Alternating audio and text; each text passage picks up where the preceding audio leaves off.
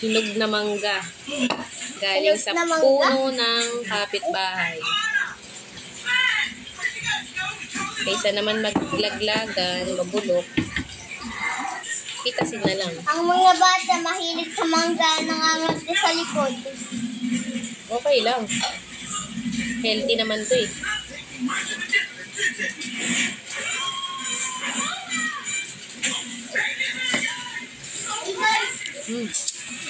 Kami hindi lang ubus ng tubig ko.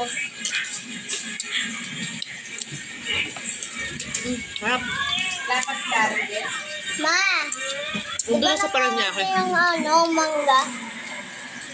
Hindi yung mangga ang mangangate. Ma, sabi ni Mami hindi ba nangangate ang mangga? Basta kumain ka ng mangga. Ikaw ang mangangate, hindi yung mangga ang mangangate. Sarap, sobrang hinog na halos. Kasi manuha sa konti din.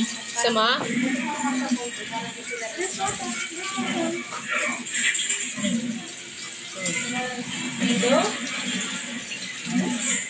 Sarap!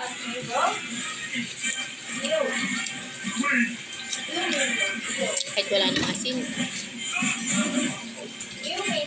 Wala lang bagong.